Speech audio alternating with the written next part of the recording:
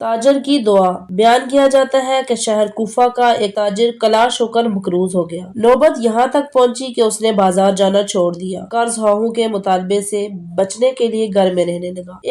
ایک رات اس نے اپنے سابقہ موجودہ حالات کا ذہن میں موازنہ کیا تو اسے اپنی اس حالت پر سخت افسوس ہوا، جس سے اسے اپنے سینے میں گھٹن محسوس ہوئی اور زیادہ دیر تک گھر میں نہ بیٹھ سکا۔ تاریکی شام میں اس نے اپنے بستر چھوڑ دیا اور قریبی مسجد میں چلا گیا۔ وہاں اس نے نوافل پڑھے اور گڑ گڑا کر خدا سے دعائیں کرنے لگا۔ اس وقت ایک دولت مند تاجر اپنے گھر میں گہری نیند کے مزے لے رہا تھا۔ اچانک اسے خواب میں کسی کی یہ صدا سنائی دی۔ اس وقت ایک شخص اللہ کو پکار رہا ہے اور اس سے اپنے قرض کی ادائیگی کی درخواست کر رہا ہے، لہٰذا تم اٹھو اور اس شخص کا قرض ادا کرو۔ یہ آواز سن کر وہ تاجر اٹھا اور اس نے وضو کیا، 2 رکعت نماز پڑھی اور کہا خدایا میں دکھی انسان کی مدد۔ یہ آواز سن کر وہ تاجر اٹھا اور اس نے وضو کیا، 2 رکعت نماز پڑھی اور کہا کہ خدایا میں دکھی انسان کی مدد کروں تو کیسے کروں؟ مجھے تو اس کا ٹھکانہ تک معلوم نہیں ہے، میں بھلا کہاں جاؤں؟ یہ سوچ کر وہ دوبارہ سو گیا۔ کچھ دیر بعد اسے خواب میں یہی آواز سنائی۔ وہ اٹھا، پھر پریشان ہو گیا، تیسری بار اسے وہی آواز سنائی دی۔ تیسری آواز سن کر وہ اٹھا اور اس نے 1000 دینار ساتھ لیے اور اونٹ پر بیٹھ گیا۔ اس نے اونٹ کی مہار چھوڑ دی اور کہا جس خدا نے مجھے نیند میں ایک آدمی کی مدد کا حکم دیا ہے وہی اونٹ کو اس کے ٹھکانے پر لے جائے گا۔ اونٹ نے اپنی مرضی سے چلنا شروع کیا۔ اس نے کئی گلیوں کے موڑ کاٹے، چلتے چلتے ایک مسجد کے سامنے آ کر رکا۔ اس شخص نے کان لگائے تو اندر سے مفلس انسان کی تضرع و زاری کی آوازیں سنائی دی۔ تاجر آواز کی سمت بڑھا اور اس مفلس انسان کے پاس پہنچ گیا اور اس سے کہا اللہ نے تمہاری دعا سن لی ہے اور اس نے مجھے تمہاری مدد کے لیے بھیجا ہے۔ اب رونے کی ضرورت نہیں ہے، تم فی الوقت 1000 دینار مجھ سے لے لو، اس سے اپنا قرض ادا کرو، اپنے اہل خانہ کو کھانا کھلاؤ، تم میرا پتہ لکھ لو، آئندہ جب بھی کوئی پریشانی لاحق ہو تو آ کر مجھ سے مل لینا، میں تمہاری مدد کروں گا۔ مفلس تاجر بھی بڑا خوددار تھا، اس نے اس سے کہا کہ میں یہ دولت تجھ سے لے لیتا ہوں کیونکہ اس کے متعلق مجھے یقین ہے کہ یہ خدا کے بھیجا ہوا رزق ہے، لیکن میں تیرے دروازے پر کبھی نہیں آؤں گا۔ تاجر نے کہا کہ تو پھر احتیاج کی صورت میں کہاں جاؤ گے؟ مفلس تاجر نے کہا جس کریم نے آج رات تجھے یہاں بھیج کر میری حاجت پوری کی ہے، آئندہ بھی اسی کریم کے دروازے پر جاؤں گا اور اس سے درخواست کروں گا کیونکہ وہ بندوں پر مہربان ہے، وہ اپنے بندوں کو کبھی فراموش نہیں کرتا، وہی اپنے بندوں کی دعاؤں کو قبول کر کے تجھ جیسے افراد کو